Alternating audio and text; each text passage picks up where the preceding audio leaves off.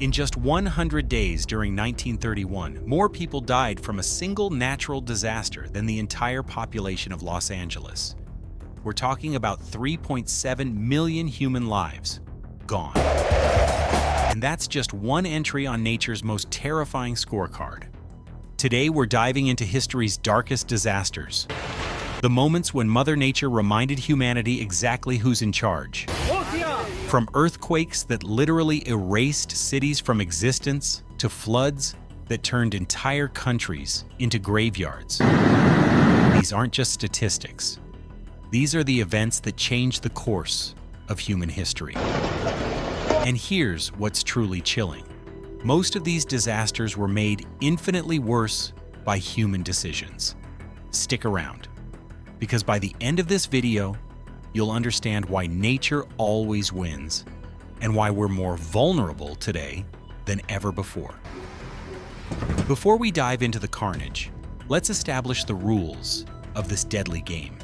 Natural disasters aren't just random acts of destruction. They're nature's way of maintaining balance on a planet where humans have built cities in flood zones, on fault lines, and directly in the path of hurricanes. What makes these disasters truly catastrophic isn't just the raw power of nature. It's the collision between unstoppable natural forces and human civilization. The deadliest disasters in history share three common ingredients: massive populations in vulnerable areas, inadequate infrastructure, and governments unprepared for the unthinkable. Today, we're counting down history's most devastating natural disasters, ranked by sheer human cost. And trust me, the number one spot will shock you. Let's start with one of the most shocking disasters in recent memory. December 26th, 2004. Families are enjoying post-Christmas beach vacations across the Indian Ocean. Then, in the span of minutes, everything changed. A 9.1 magnitude earthquake, the third largest ever recorded, ripped apart the ocean floor off Indonesia. The energy released was equivalent to 23,000 atomic bombs. But here's the terrifying part. The earthquake wasn't the killer. It was what came next. Walls of water traveling at 500 miles per hour raced across the ocean. When these waves hit land, they were moving faster than a commercial jet and reached heights of 100 feet in some areas. The tsunami struck 14 countries, killing 230,000 people in a single day. What made this disaster so deadly? No warning system existed in the Indian Ocean. People had no idea what was coming. Entire coastal communities were simply erased from existence. Now let's talk about Hurricane Katrina. Proof that even the world's richest country isn't immune to nature's wrath. August 2005, New Orleans. A city built below sea level, protected by levees that everyone knew were inadequate. Katrina wasn't even the strongest hurricane to hit the Gulf Coast, but it exposed a terrifying truth. Our infrastructure is only as strong as its weakest link. When the levees failed, 80% of New Orleans went underwater.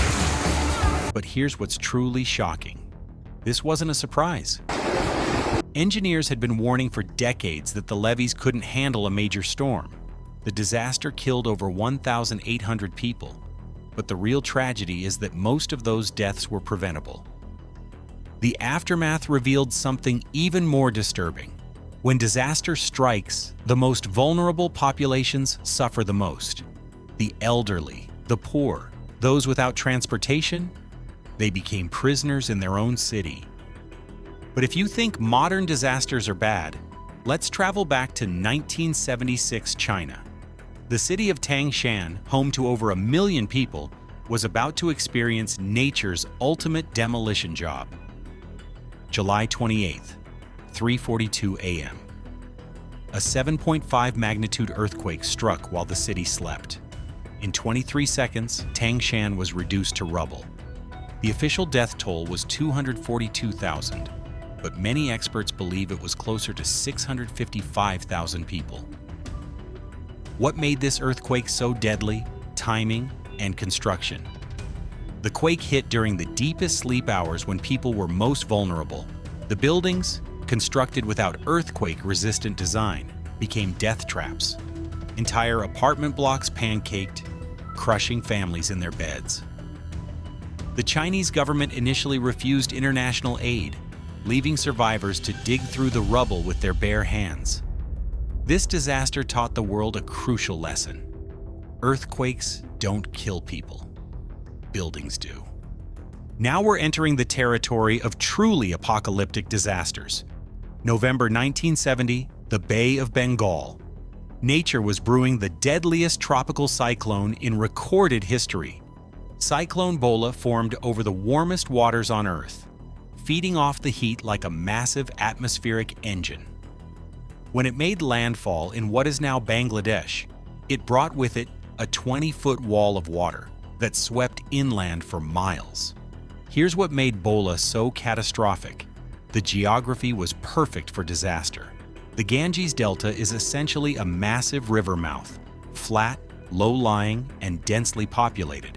When the storm surge hit, there was nowhere for the water to go except inland, and nowhere for people to run. The cyclone killed between 300,000 and 500,000 people in a single night. Entire islands were submerged. Villages simply vanished. The disaster was so devastating that it contributed to the political upheaval that eventually created Bangladesh as an independent nation. But now we reach the ultimate disaster, the event that holds the grim record as the deadliest natural disaster in human history. The 1931 China floods weren't just a disaster, they were an apocalypse. Picture this: the Yangtze, Yellow, and Huai rivers, China's three major waterways, all flooding simultaneously. An area the size of England and half of Scotland was underwater. We're talking about 70,000 square miles of devastation. What caused this catastrophe? A perfect storm of natural and human factors.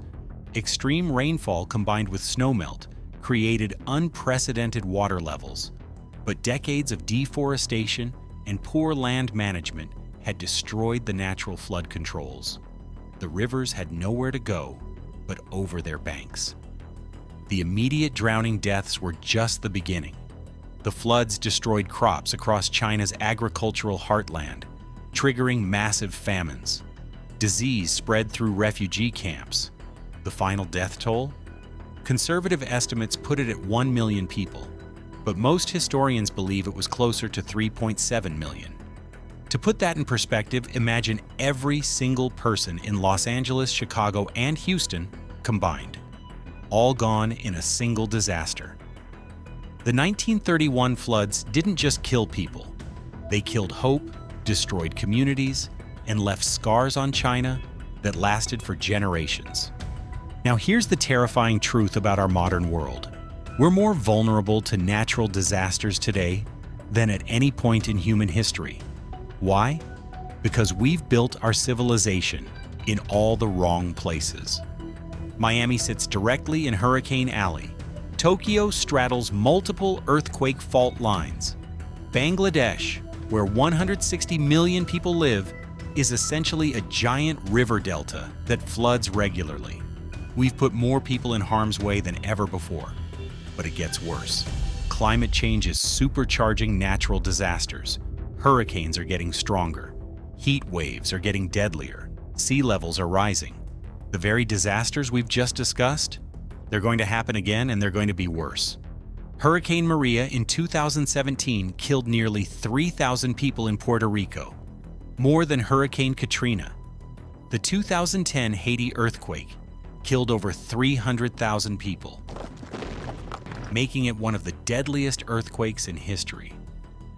These aren't ancient history. They're previews of our future. So what have we learned from nature's darkest moments? First, that natural disasters aren't really natural anymore. They're the result of human choices. We choose where to build our cities. We choose how to construct our buildings. We choose whether to prepare for the inevitable. Second, that the deadliest disasters aren't always the strongest storms or biggest earthquakes.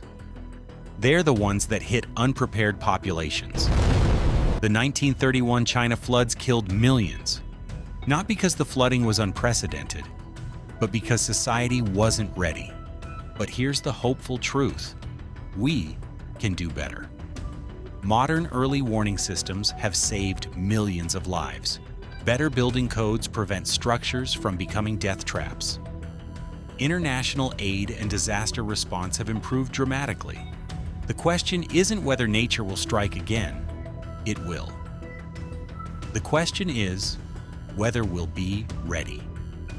Because in the eternal battle between human civilization and natural forces, preparation is our only weapon.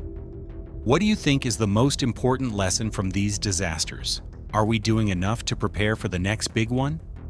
Let me know in the comments below. And if this video opened your eyes to the power of natural disasters, make sure to subscribe, because we're just getting started exploring the forces that shape our world. Remember, nature always wins. The only question is how much we're willing to lose.